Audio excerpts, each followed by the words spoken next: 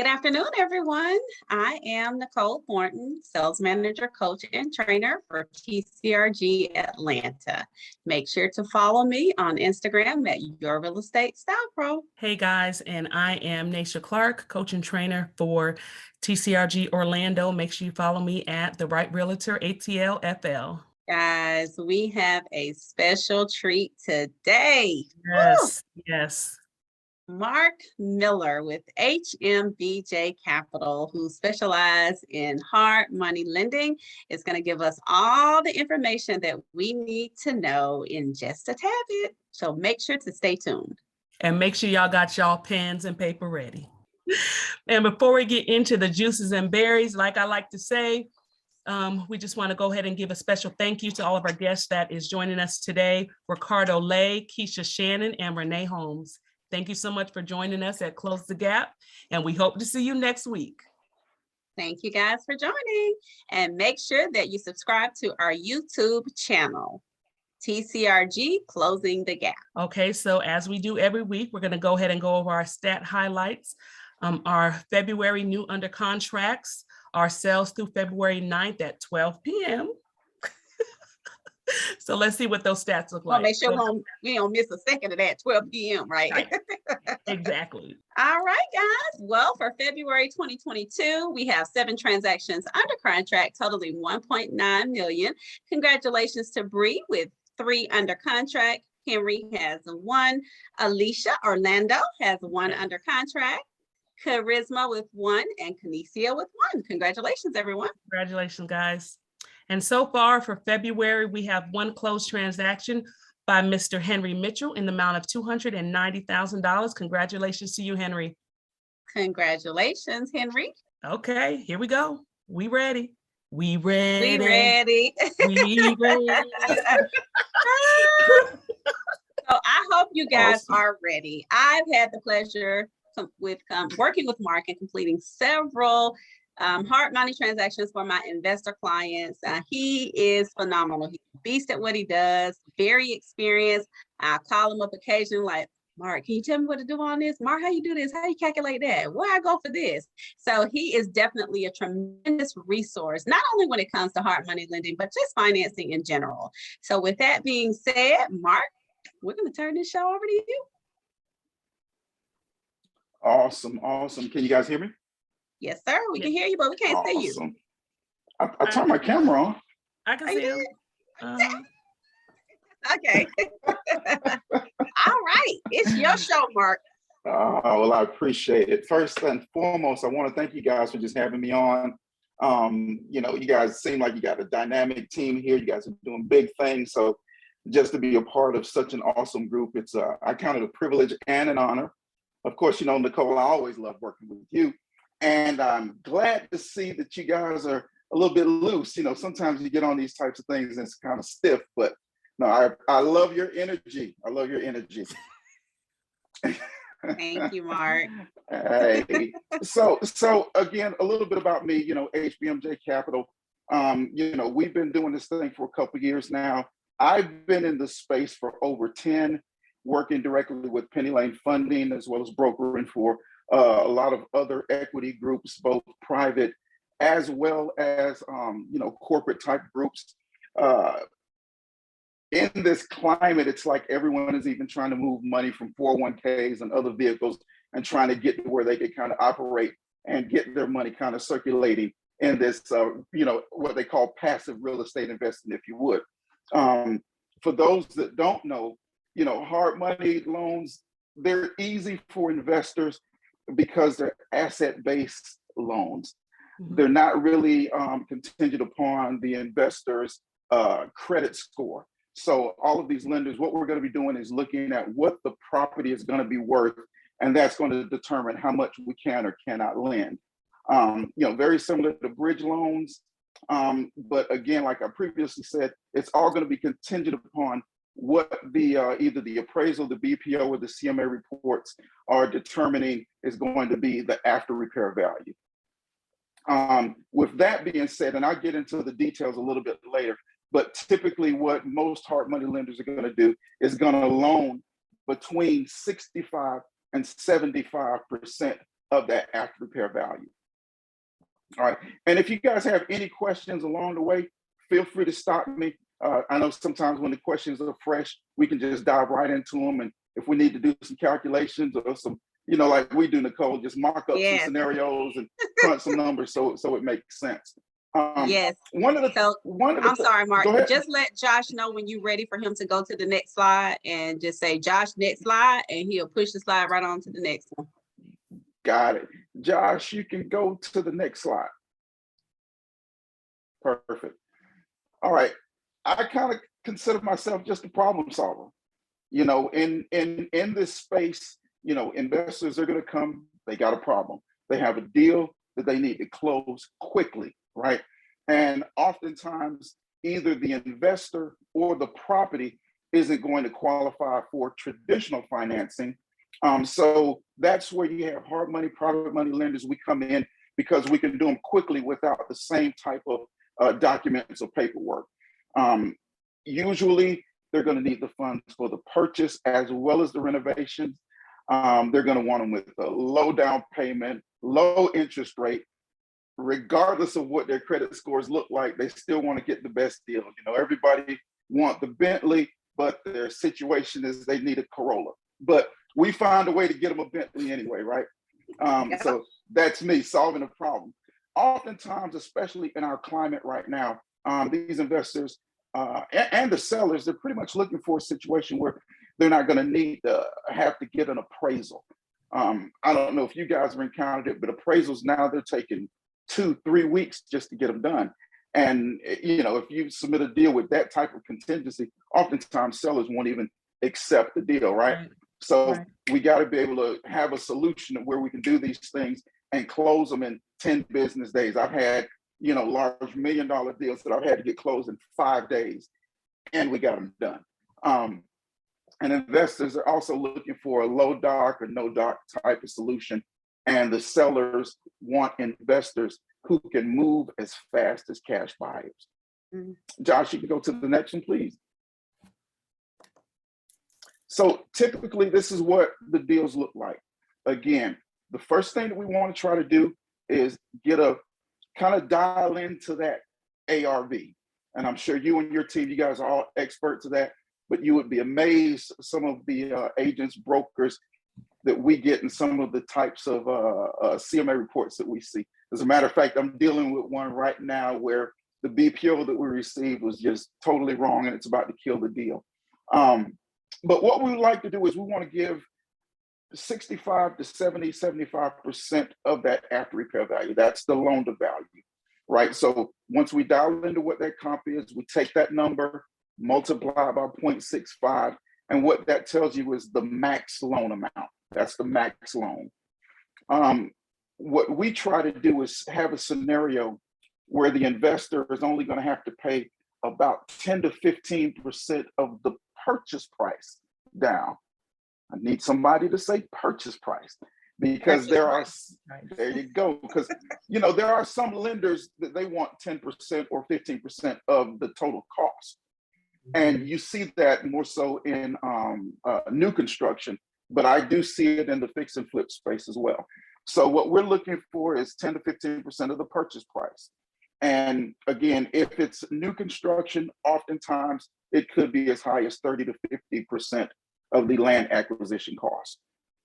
But if the numbers are right and they've got a great deal, that 85% that we'll be funding, in addition to the 100% of the renovation funds, if we keep that all within the 65 to 70%, then we'll fund that whole deal with all that borrower needing is that small down payment, of course, and points and fees and things like that.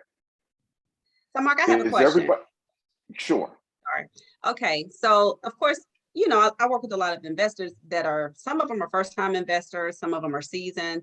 What are the requirements for an individual just starting out who's thinking about flipping or purchasing a property and flipping it? What are you looking for to decide if they qualify for the loan? Great question, Nicole. We've got, whether it's penny lane funding and some other, solid sources that I have, they're first time investor friendly. So you listen, and I love to tell this story. I had a first time investor. He was a contractor. He's done some work, but this was his first time investing. He had a 590 credit score. Mm. We got him approved for new construction. Mm. So as long as, you know, the individual doesn't mind us pulling their credit report, looking at it, and then what we will try to do is kind of assess their team thoroughly.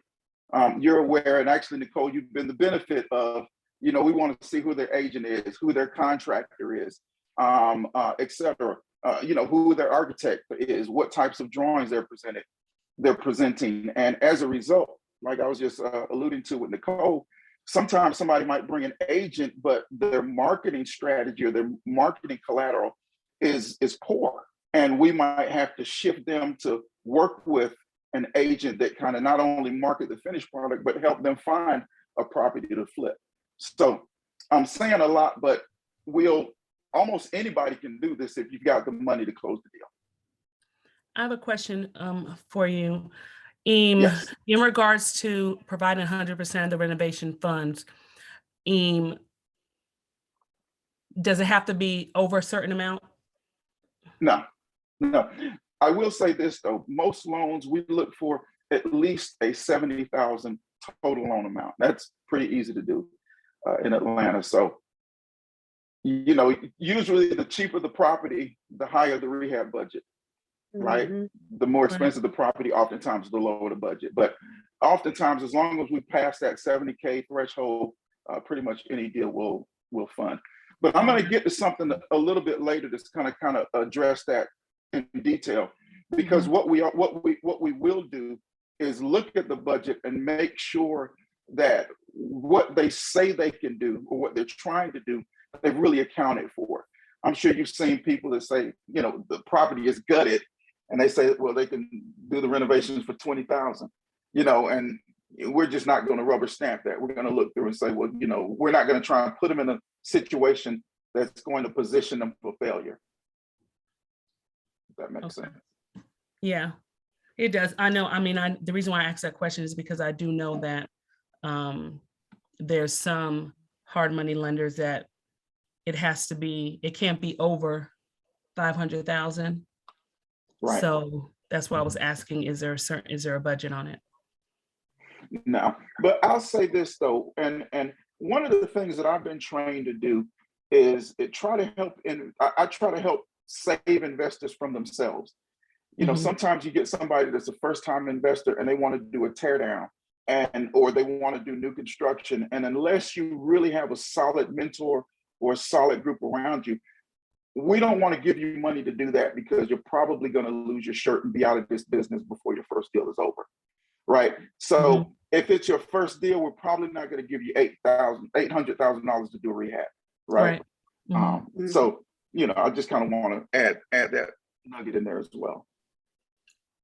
And Mark, in the presentation, are you going to touch on like how you calculate that after retail value, how you look at the comps, that type of thing? And on that note, Josh, next slide.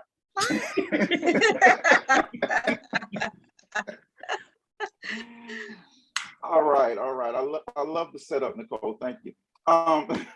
So usually whether it's an agent or an investor, they come and they say they have a deal, I just ask them to provide a property address, purchase price, a rough estimate of the rehab, and what they have is the projected ARV.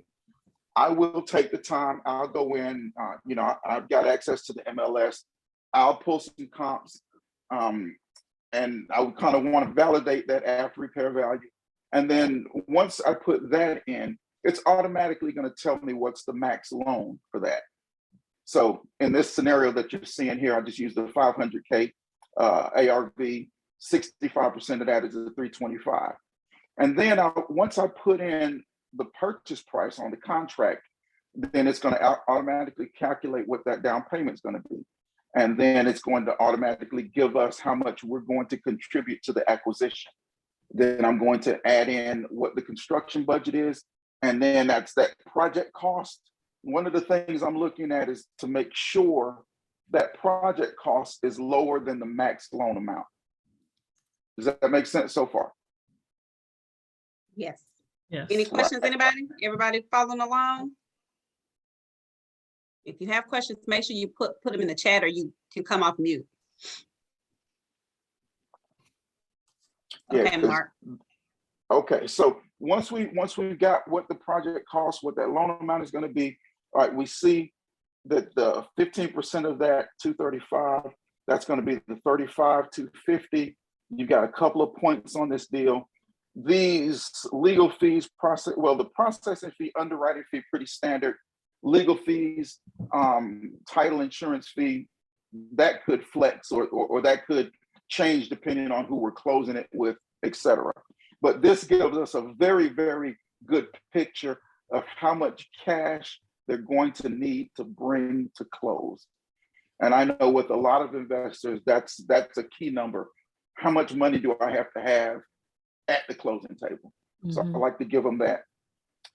What I like to do, if you look on the right-hand side, I'll even do this. I go a step further and we'll do just a very, very quick profit analysis.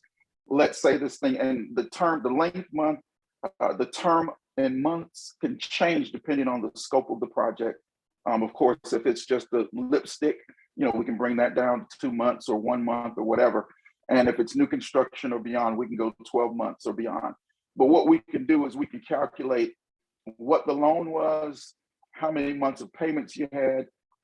We can come up with the gross profit. We can give themselves back the 44K that they paid at closing. If you're a savvy investor and you're only paying half of that 6%, let's say 15 grand on that, you can see roughly net profit where the investor would be on a deal like this. Wow. So they would net, based on the calculations that you have here, the close to 108,000 on this project. Yes, indeed. Yep. Yeah. Nice. And you've seen them, Nicole. And I try to do this, guys, for every property that somebody sends my way. The spreadsheet is kind of set up to where it does a lot of the math on its own. But if I've just got some of those key numbers that I asked for on the left-hand side, then everything else is going to tell us what we need to know. And I can give this to you real quickly. So again, once you give me those numbers, not only am I going to verify your comps, I'll provide you with a deal analysis in the form of a term sheet, and I'll also provide you with a proof of funds letter. And Mark, I love working with you because you know so many investors. I've had situations, guys, where Mark's like, woo, it's 20 offers on this one. Y'all need to come in strong. And he's so knowledgeable and easy to work with, which makes it amazing because you're dealing with an individual that's going to walk you through the process. Like when you're completing your comparative market analysis, Mark is so detailed. He's going to let you know, like, okay, these are the comps that we can definitely use. These are the ones that are not going to do us any good. They don't represent the property well. And he's going to align that so that he can possibly get it done for you. So he's very, very good when it comes to working with investors. Thank you. Checks in the mail. I think the educational piece of it is important because you get a lot of folks. Everybody's watched enough HGTV where they can go in there with a sledgehammer and knock down walls, and they think they've got that part under wraps. But a lot of them don't understand what constitutes a good deal, and every cheap house is not a good deal.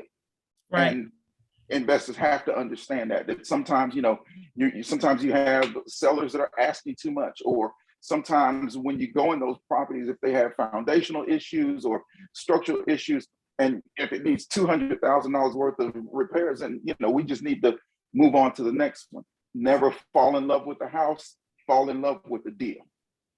Right. That's just one of my mottos. Any other questions? So And like I said, real quick. Go ahead, Mark. No, you go ahead. I was going to ask on that note, you mentioned the foundation issues. Does your company or the ones that you work with, do they inspect the property, or is the investor responsible for having the inspection completed to determine the risk involved? Mm-hmm. Well, I would recommend that all investors, have their own independent party that's going to be acting in their best interest, inspect the property. Now, there's one underwriting group that I've been using a lot lately, and they just do like a virtual inspection, right? Where the investor's just going to walk through almost like on a Zoom call. And those are good, but in my opinion, I don't think those, I wouldn't want to get into a deal where a virtual inspection is my only inspection. I wouldn't want to do that.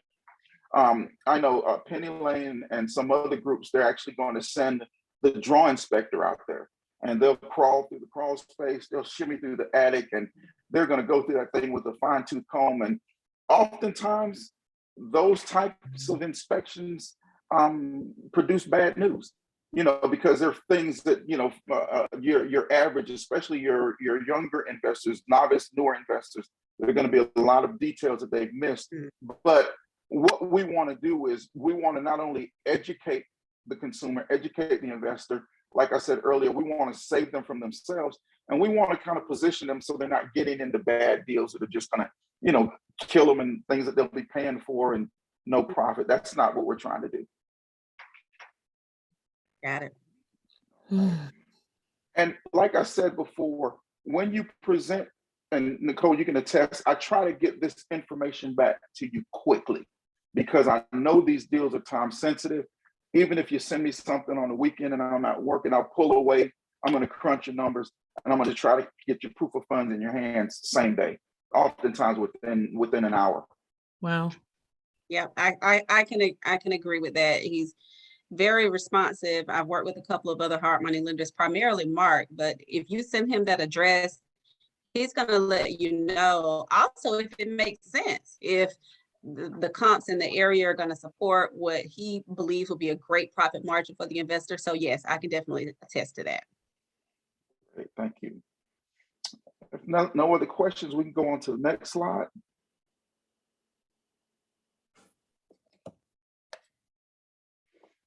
The process, guys, is very, yep, no, we're good, that's it. Very simple. Okay. Yeah, we can sit there for just a second. Now, the process is simple. Sometimes when you look at it, you go, 9 steps, whoa, who needs all of that? But it's pretty standard. I'm just, a lot of the things we've already talked about, but I'm just kind of breaking it down so you'll know what to ask your clients for, and that, you can just kind of start getting things together. I love you have some agents that before they even bring the deal, they've got all of this stuff ready to go. And that way, the faster we can get the bulk of this information, the faster or the quicker we'll be able to close. All right. So Josh, next step, please, or next slide. So step 1, just basic doc prep, right? Application, ID. If it's somebody that has experience, we got some spreadsheets where they could kind of submit or show that experience, couple months bank statements, standard LLC doc, which I will say, I'm going to start right there. Almost all lenders require that investors purchase the property in an entity, LLC, corporation, trust, in some sort of entity. Now, that entity will be or will have a guarantor, a personal guarantor, but the quote unquote borrower is going to be the entity. And hopefully they'll have an operating agreement. Some people call them bylaws, formation docs, certificate of good standing, or annual registration. You'll be amazed. There are a lot of people with LLCs that don't believe that they have to pay their annual registration every year. But we just want to make sure that they're in good standing. And then basic collateral information, the contract, scope of work, plans, closing attorney info, insurance info. Real basic, straightforward. Any questions there? All right. Josh, next slide, please, sir. Now, I talk about drawings. Primarily, you need drawings, of course, if you're doing new construction, floor plans, full set of floor plans, elevation, foundation, roof, site plans, detailed cross-section. We want all of that because, it makes a difference. And hopefully you get, it's not one of those kind of things where you have investors say, well, I could just use these other plans that I've used. Well, it doesn't really work like that, because what if the other house was built on a hill and one is on a flat surface or a flat grade? one foundation situation, those foundation drawings are going to be different from the one that's on that flat surface. So that's one of those things. That's primarily for new construction. But if you're adding on, let's say you're going back or you're popping the top, you're going to want drawings for those as well. Primarily, whatever you're adding on, you want to kind of get it permitted. In order to get permitted, you're going to need drawings. In order for the specs of the house in the tax records, because let's say if it once was a 2-1, 800 square feet, and now you're turning it into a 3-2 with 1,500 square feet, the tax records won't reflect that if it wasn't permitted and the permits weren't accompanied with a drawing. That's that can definitely hurt them when they try. Yeah, go ahead, Mark. Yeah. No, you're right. You're right on the same page. That can hurt them when they go to, sell on down the road. But not only that, a lot of this is really due diligence that again can help an investor save them from themselves. Because I've got to tell this story. There was a guy, he was trying to buy a property from an investor that already started it. They had done an addition. But when we sent him back to get the survey, we found out that the addition was built over an easement. It was beyond the setback, and it was on top of a sewer access. So in essence, if they would have ever had to dig up that sewer, they would have had to tear down a portion of his house at his cost, his expense. Exactly. So, some people say, well, why should I pay, $700, $800 for a boundary survey or $1,200, $1,300 for a full topo survey?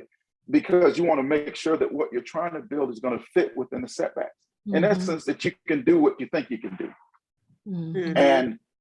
And then if they are full drawings, because, you got a lot of people that might have taken a couple CAD classes in high school, right?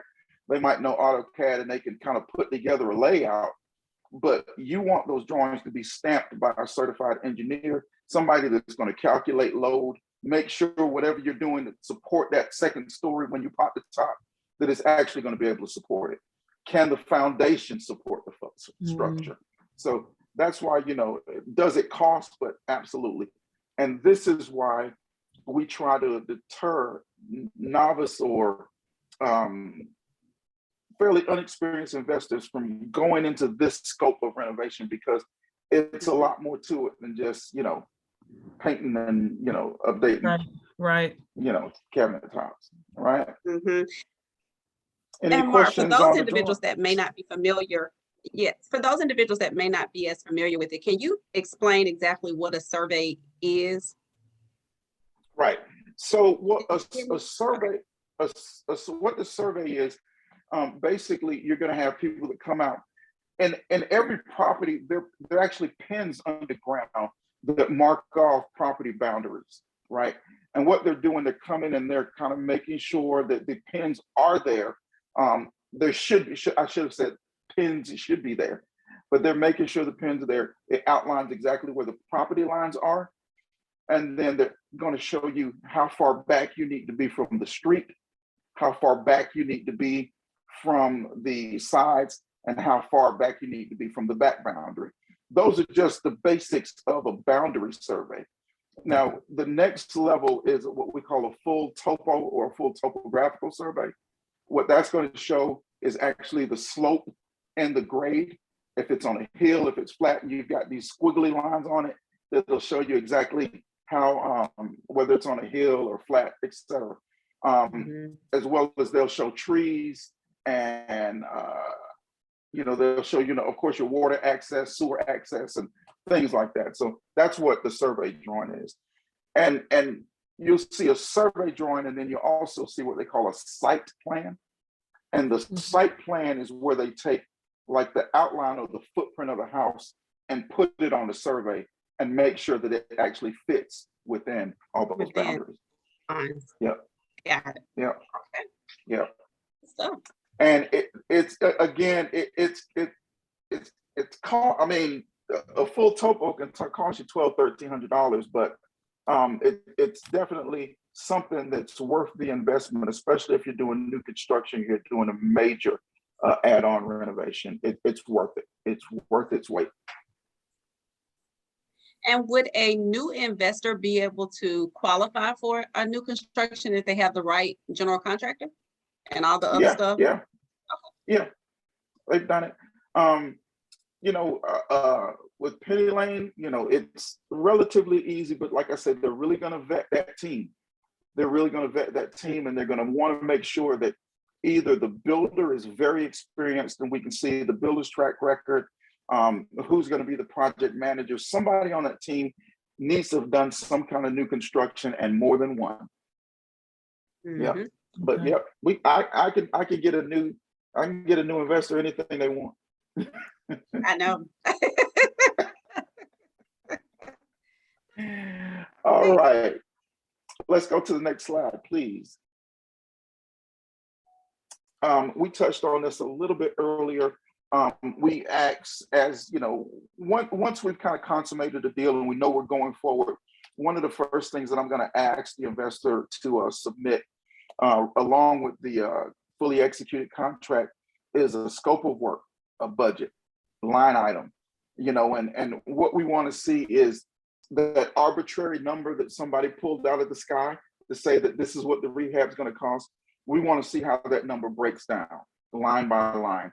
And each one of these lines, it is labor and materials, right? Now, and you have these scopes of work oftentimes are going to be on a spreadsheet. And when you expand the spreadsheet out, it kind of opens up. So as you submit your draws to where you're reimbursed money for the renovations, it calculates and it follows the project throughout. Mm. So one question on that, Mark. Mm-hmm. Go ahead. I'm sorry. You said the draws. So can you elaborate on that a little bit? When the hard money loan closes, right, and they have the renovation budget, do they have to submit a draw? How does that process work to do the renovations? Okay, so draws, when in a hard money space, draws are basically money that's reimbursed, right? Mm-hmm. So an investor needs to have a little bit of money to start the work, right? But oftentimes, like, let's say if on their budget you got kind of soft costs, let's say if they paid for plans, if they paid for a survey, some of that money that they've already spent to bring us to this point, they can be reimbursed some of that money right after closing, right? But let's say it's a smaller renovation, they didn't have to get plans, they didn't have to get surveys, and up to this point, they hadn't really spent any money. So what they have to do is kind of go in there, do a little bit of work. Once they get that work completed, they call a draw inspector. Somebody will come out, make sure the work was completed as stated and done to code, right? And then once we find out that everything's been done right, then we can initiate the reimbursement, and that money's wired in account. Usually within 24 to 48 hours after the inspection. The whole process should not take any longer than 5 days from the request to receiving the funds. Nice. Yeah. Okay. But again, that's a pretty solid step in there also, because you want that draw inspector, let's say you want him to inspect your wiring or your plumbing before you put up the sheetrock, right? And then, because you're going to have some things that you're going to have the county, code enforcement or whoever come out and inspect certain things. And, we could save you from having the county inspector to come out 3 times because this guy said, this wasn't done exactly right. Let's redo this A, B, and C. And that can save you time and save you money. Any other questions? Right, today, Mark, they paying attention. All right. They're going to save them all to the end. And taking notes. They saving them all to the end. That's all right. That's all right. I'll take them that way too. All right, Josh, let's jump to the next slide, please. All right. We said before, we're a lot of the equity groups right now, we're kind of moving away from appraisals. We're doing BPOs, comps. What I like to do I'll grab a quick comp because that'll give you like a real nice snapshot, kind of like what you see here. But I'll also accompany that with, I love the agent one page, you know, where you can get pretty much a full snap. You can see what the house looks like. You get a lot of detail in there. You can see what they listed it for, what they closed, you know, square footage. See, and one of the things that I'm really, that's making a difference, because you can see what's going on in the basement on that one page, whether it's a full basement, whether it was a crawl space, whether it was finished, and all that kind of stuff is going to play into what the value of that property. For instance, that deal that I mentioned earlier, well, the property she's doing doesn't have a basement. She presented 4 comps that had full basements that were finished, right? And she wanted to get the same number they got, but nah, it just doesn't work that way. It don't work. So when you're pulling your comparables, and I know your Rockstar team, they know it, similar square footage, maybe within a couple hundred square feet, similar, if not identical, bedrooms, bathrooms. And I like to work within a mile if possible. I know you get some rural areas where you might have to go out a little bit further, 1.25 miles, 1.5 miles, or whatever. But usually the closer you are to the subject, the more accurate we can be with the numbers. So I have a question, Mark. Yes. This BPO's appraisals, this is my background. Great. So when it comes to appraisals and I'm sorry, with BPOs, normally it's if it's urban, 5 blocks, suburban, 1 mile, rural, you know, you go out till you find a comp. Sometimes you can't do that, right? Depending on the property that it is. How do you all, you know, value it in that situation? Because, you know, like you say that you just had a client that pulled comps that had basements in it and wanted that value. Was it that there was no comps that was supporting what the type of home that she had? And if that was the case, could she have went out farther? Because, you know, I know right now it's tough. It's tough to find comps right now, but I also know that appraisers are really trying to stick within a certain type of guideline miles wise. And sometimes that just doesn't work when you're trying to make sure that you're comparing apples to apples. No, I'm with you right on. Well, regarding that particular deal, I went in there about 30 seconds and I found almost dead on the same amount of square footage. Well, let's not talk about Yeah, I think they were just, I don't know, maybe I just say they were probably being a little too quick and they weren't looking thoroughly. But, you know, these aren't, you know, hard and fast. And I'll tell people, you know, I'm no appraiser, right? And nor am I a broker giving a price opinion. All I am, you know, I'm a broker I'm a funding broker that's giving a rough assessment of where we might land. So, Gotcha. you know, the 5 blocks, and that's why I just try to tell people, try to stay as tight as possible. But if you have to go out a little further, you know, because I've seen in rural areas where we better go out 3 miles to find it. So, Yeah. you know, we're going to do to get as close. And then if you can't, then if you want to start putting the time in, you can start getting into the cost per square foot type scenario and just kind of break it down that way. Because, you know, even if you don't find exact, like once you break it down and this is on X amount of square feet, this is what it's sold for, and you do an average of, let's say, 4 or 5 of those, you can kind of narrow into a cost per square foot and, you know, kind of paint your scenario that way. Right. Okay. Yeah. Good stuff. But I might be coming to you for some BPO training. Listen, before I got into real estate, I was an ops manager for an asset management company, and we did like 30,000 appraisals a month for Chase, and I could do a BPO with my eyes closed. So, and I know the guidelines, you know, when we used to do quality checks and, you know, just trying to make sure the value was there. I know what we, you know, how we did it. And then this, you know, again, urban 5 blocks, suburban 1 mile, urban, rural, you go out as far as you can to find a comp. Right now in this market, it's tough. It's tough to find, you know, find comps, but then you find, you know, some appraisers that's trying to keep it so tight and it ends up undervaluing the property. So that's why I want to know, you know, when you're looking at valuing the property, how you're doing it. Right, right. And no, you're right. And even, with some of these equity groups that I work with that do their own BPOs, a lot of the times they're pretty conservative as well. Yeah. And investor, they see when one sold for 875, that's what I want, and unfortunately we just can't do it that way. I try to tell people, you want to take the average, and you want to be conservative too as the investor. You want to be conservative. And I don't know, tell me your feedback on people using or trying to use actives to help them determine the Well, value.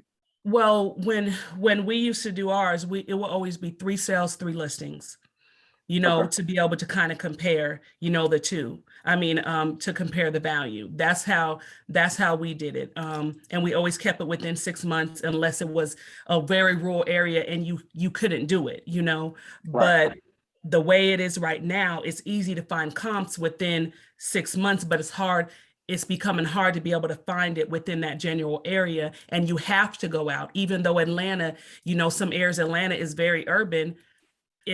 Some of it is just not there. That's why we have so Right. many appraisals as being undervalued, coming in lower and killing deals. I Right. have Well, one. and to that, well, yeah, I was going to say, Mark, I closed on one today, and I'd love to get your opinion on this. I closed with an investor. We priced it, based on a couple of comps that were within a 1 mile radius, very comparable to lot size, square footage, design, and even so, the appraisal came in light. Now, what are your thoughts when the house is taken all the way down to the studs and everything in the home is completely new? What do you think about using comparables that may be newer, not necessarily new construction, but what do you think about that? Because the appraisers view them differently, but is it technically almost like if the siding is new, the roof is new, it's all the way down to the studs? I know you're not an appraiser, but I'd love to hear your thoughts around that. Well, I've seen appraisers that they wouldn't even consider it new when they went down to the foundation. Right. It still wasn't considered new. And so I myself, I think from a price point valuation on the back end, of course, you as the selling agent, you can use a new construction comp, right? But just from the evaluation of the hard money lender, they're still going to look at it as, for the most part, a renovation.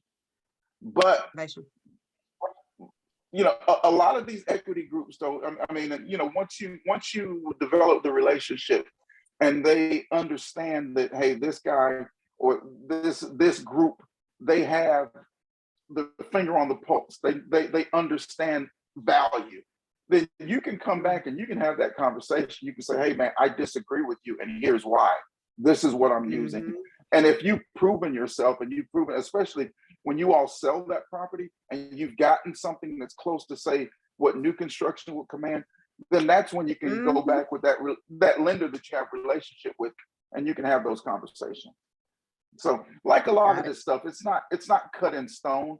There's a little bit of give and take, but you have to be able to kind of substantiate, your argument. Right. Any questions? Any questions there? All right, Josh, next slide, please, sir. All right, some of this stuff, we've talked about it already. The inspection, the budget review. I really love those because, especially when you're dealing with newer investors, you're going through that budget with them. You're letting them know that it's amazing. You even get people to say, well, I can build this new home for $120,000. And I'm like, how many square feet is it? That's almost impossible unless you're building it yourself. And, and what you have to get people to understand is when you take in material costs and, even labor costs is increasing. And, we have ongoing meetings with investors, with contractors that are building new construction, that are doing large volume rehabs. And we've kind of got some calculations that I could use, if it's say if it's a light lipstick, $35 a square foot. your average flip, about 55. It's more like a gut, anywhere from say 72, 75. And that just kind of lets me know that we're close. And then, but we know if we're doing, let's say, new construction in Brookhaven, it's going to be different from new construction in Jonesboro, right? Brookhaven, you might be, $160, $180 a square foot, whereas, you might be able to do $95 a square foot in Jonesboro, right? But these are the types of things that, as we're doing, I'll do in my assessment, but even during the inspection and budget review, we're just making sure that you understand, or you're going to be able to do what you think you can do for the price that you think you're going to pay. All right. We talked about survey, and we talked a little bit about the real estate agents. And I know this is one I really don't like to discuss with agents, but because there's nothing worse than when somebody brings a deal and they have, let's say, an agent that they brought with them, but maybe they didn't vet that agent well. And what, not all lenders do this, but I know Penny Lane Funding, they're sticklers for wanting to know, how does your agent market the finished product? Because it can impact how long it sits on the market. I've, got a million stories, but I had one individual, he had a family member that was an agent. We asked for some samples of listings. The worst listing that I've ever laid my eyes on, there were dishes in the sink. The trash can was full of trash. And there was one where the bed had stuff on it and somebody just pulled a blanket on top of clothes or something. It was just horrible. And this was the agent that he wanted to use. And there was another full renovation they'd done. They had listing pictures with wires hanging out of the wall. I mean, just bad, right? And what people don't understand is when you list pictures like that, it's going to impact or have a direct impact on your days on the market. Right. You want to make sure that when pictures are taken, that all of the work is finished, the place is clean, and preferably we want to see stuff that's staged. And I know, Nicole, that's a thing. And whenever I'm telling folks about Nicole, I'm like, she's gonna get you professional pictures. It's going to be staged, and it's going to look like HGTV.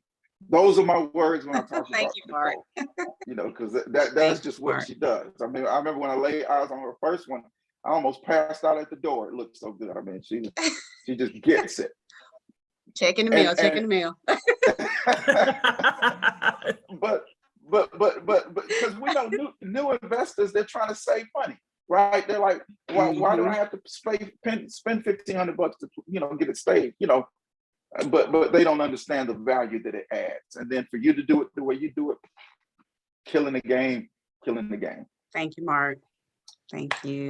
But yeah, I mean, to piggyback off of what you said, a lot of times agents, they don't understand the importance of making sure that the photos are professionally taken, that the property is staged. And that's one of the things that we do provide complimentary. As long as it's at a certain price point, we do provide the complimentary staging. And we encourage the agents to provide complimentary photos as well, because it's tough out here in these real estate streets. And these are the things that are going to distinguish you from your competition. Absolutely. Would you agree, Coach? Yeah. That's right. Yep. Absolutely. And that's one, those are two line items that, I mean, if you can get with a group that's going to give those to you complimentary, I mean, that's just a no-brainer. I mean, it's a no-brainer, because not only is it a value add, but I mean, it's just more money that you don't have to come out of pocket. And it pays for itself. Yeah, because I remember our first conversation, you said to me, oh, I looked at some of your listings. They look really nice. And to your point, they were professionally staged. I had professional photos, and that afforded me the opportunity to work with you and for you to also refer individuals back to me because you're comfortable, with the service that I provide. So guys, that's really important as you're out trying to secure these listings, making sure that you're representing yourself well. Don't think about the upfront cost, because in the long run, it's going to pay for itself. Right. Indeed. And then if you get with TCRG, we do free staging. Yeah. Gang. You gonna work now. Don't think I'm gonna do your stage. I'm just saying you gonna work. I love it. Last couple of things. Josh, you can go to the next slide. Yeah, I try to tell or advise investors, when you're getting ready to choose a closing attorney, make sure it's an attorney that's familiar with real estate investing, because not all closing attorneys kind of got their finger on the pulse in that regard. And some of them just kind of get in the way, and, or they, especially if you got like a double closing, if there's like a wholesale or something involved, it can make it a lot tougher. So I know you've got some folks that a couple of closing attorneys that you like to use. We have something we like to use, but it's just one thing you want to look at. And one thing that I will say also, sometimes the seller is trying to recommend a closing attorney. I think the buyer, the investor, when he's getting that property, I think they should always use a closing attorney that they're comfortable with, right, and they trust. Right. Mm-hmm. Because I've seen, we've had some where we just said, okay, well, let's just allow our closing attorney to kind of just review the title chain before we close. And I mean, the worst one had, it just came out of probate, family members hadn't signed off. It was a mess. And even if we could have gotten away for the investor to get it, they could have run into problems when they were trying to sell it on the back end. So I like the analogy. It's kind of like buying a used car. You want your mechanic to look at it. Right. That's me. And of course, I do agree. I've had that happen where, there were issues with the title that came up because when they purchased the property, they allowed the seller to use their closing attorney. And then when they would sell it, had some title issues come up. So I do agree, making sure that you have proper representation for your buyer is really important. But Mark, you were about to, you said something that caught my attention. Wholesaling. Do you work with wholesalers? I do. Wholesalers. We might have to have you back. They're a valuable key, right? They're a valuable piece of the machine right now. Because these guys, they're out there feet on the ground trying to get these properties, and that's where they're making their bread and butter. So there's transactional funding where there's some equity groups that will allow them to close on it, do double closings, and just all kind of creative things so that they can take possession and then pass it on to an end buyer. But yeah, I mean, if you're not working with the wholesalers, then you're going to lose deals. You got to work with them. Yep. And then one of the last pieces, step 9, just insurance. You see some people have come, some investors say, well, my contractor has insurance. The contractor just has liability insurance on his company. The investor will need to get either hazard or builder's risk insurance on the property. Let's say a tree falls on it before you're halfway done. You want to be able to get your money back. That's all. So, and whenever you're going to get some kind of policy for builder's risk or hazard, you want to at least get it equal to or greater than the loan amount so they can pay off the whole loan, and you may be able to walk away with some money in your pocket, but equal to or greater than the loan amount. Any questions there? All right, next to the last slide, Josh. Man, you guys need to give Josh a hand or something. Bonus, a star Josh on his forehead at the end of the day. You're doing a great job. Thanks, Josh. Most of these loans, they're going to be, typically you're going to see interest rates for hard money, private money, going to be kind of fall within really about 7.5 to 15. But I operate kind of between 8 and 13. Oftentimes, the new investors, depending on who you go with, you might be closer to 12, 13. Although, I got a brand new investor. He was an agent, and he was doing his first flip. And I got him, it was less than 10%, about a 9.5% on a first deal, which, oh, wow, that's pretty good. That's pretty good. Pat yourself on the back. I 2 hands. No, but No, I mean, 10% for a first-time investor is pretty good. It's pretty good. And if you've got people that are a bit more experienced, we can get well under, let's say 9, 8.5, 8.25. What we look for, again, it's primarily based on experience. How many deals have you done in the last 24, 36 months? That's going to determine the better interest rates. And of course, if you've got a great credit score, that helps. Now, credit is not going to keep you from doing a deal, but if you've got a great credit score, it can help you get better terms, better rates and better terms. Does that make sense? Makes sense. And that thing, I've got a note on there talking about associated costs. We've talked about a lot of things, appraisal surveys, budget review, all these associated costs. There's sometimes people are going to spend money to get these things done, and then the loan won't work. Right. We just like to let people know that, that's just the cost of being in the business. Sometimes you're going to shell out money to get some of these things, to get a set of drawings, to pay for a survey, and you may pay for that survey. You might have lost, $1,000 on a survey, but it could have kept you from being stuck with a property that you can't sell. So, sometimes you're looking at, paying money just to protect yourself. And that's what we're doing with the associated cost. And all of those items, whether it's a drawing, survey, whatever, though that collateral, it belongs, it's owned by the investor that paid for it. Okay, questions? Mark, I have 2 questions. This is Charisma. How are you? Long time no talk to. What's up, Charisma? How you doing? I see you over there doing big things.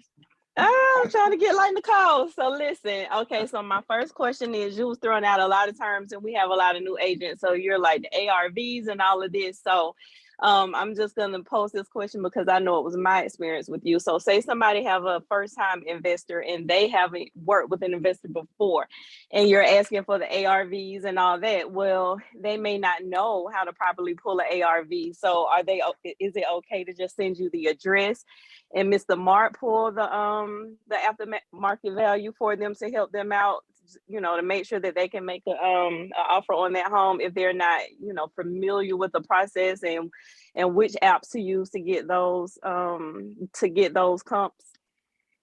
Absolutely, Charisma. You could attest to this. I have no problem if one of the things I don't like to do is either talk over somebody's head or kind of seem like I'm talking down. So I'll try to assess, their knowledge base. And, like say the first time I mentioned ARV, I'll ask them, do you know what I mean by that? After repair value, do you know what that means? And then if they don't, with a couple of questions, then I kind of know to what degree I need to kind of explain things and kind of walk it out. But I have no problem whether it's getting, on a FaceTime or a Zoom call with an agent, investors, walking them through. We can break this thing down to a gnats. Yeah, we'll make sure that they understand all the details. And I have no problem. Because I'm about to send you an address right now that somebody texted me when we was on the phone, so I can ask you, can I make this offer? And then number 2, I'm gonna piggyback on you with this closing attorney. Now, I didn't know that. So because if the listing is saying, preferred attorney such and such, I always do my offers so I can get my offer accepted. I wouldn't want them to reject it because I'm trying to appeal to what they want.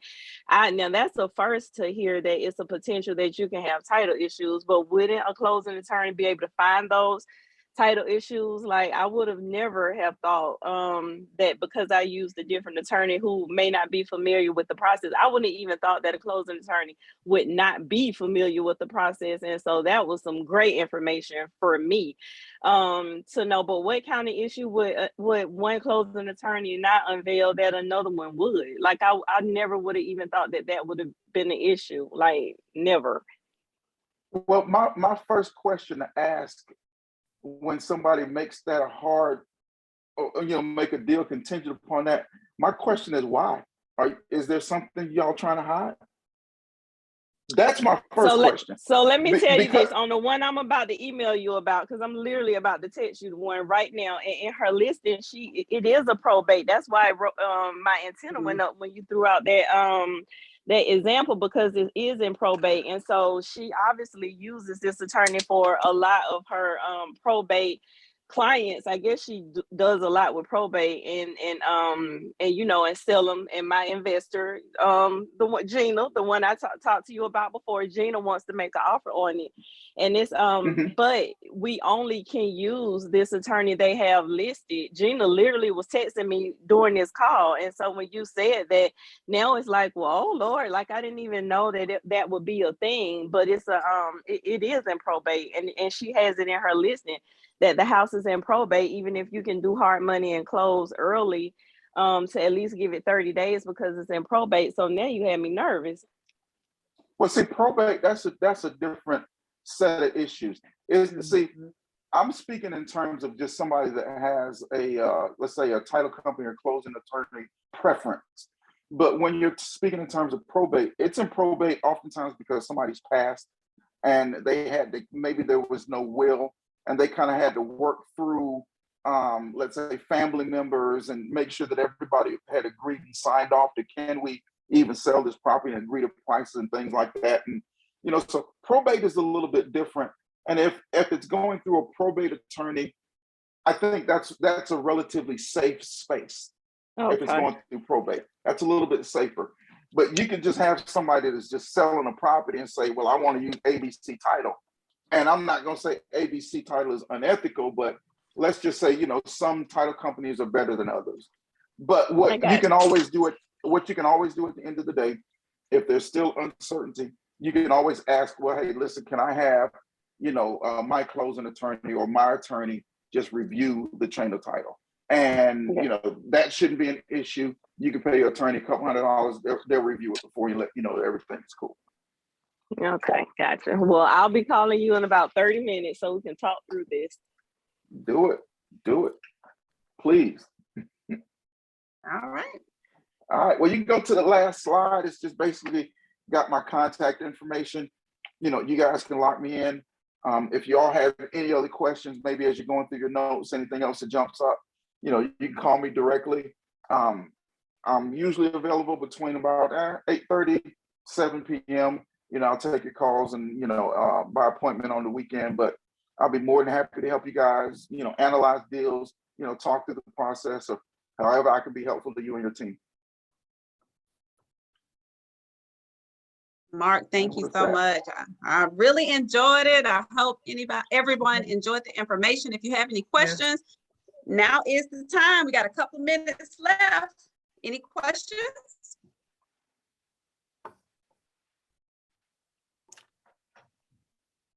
All right, guys. Well, you have don't be scared. Information. Don't be scared. Yeah, He don't bite. I won't bite you. I promise I won't bite. But you know, no question is is a bad question. Yeah, go ahead. Anissa just says, wow, this was great, especially for a newbie. I know I will have questions much later. Got your number. Perfect. Awesome. Look forward to it. I'm ready. Thank you again, Mark, for joining us. And guys, make sure to subscribe. TCRGclosingthegap.com. Coach, you want to close us out? Make sure to subscribe to TCRG Closing the Gap. And listen, if you have not got your tickets, make sure you mark your calendars and get your tickets for Closing the Gap Live. It's gonna be, listen, I'm fired up and I'm excited. Coach, you excited? Yeah, I'm excited. Listen, March 10th, 4 o'clock. Y'all be there or be square. Isn't that what they say? Be there or be square. Mark, you should come. It's gonna be amazing. It is. Okay. Yeah, I want to find out more. What you guys, I'll reach out to you, Nicole. Sounds awesome. Thank you so much, guys. And until then, we'll see you guys next week. Thank you. Right. Bye, guys. Bye-bye. Thank you, Mark. Bye.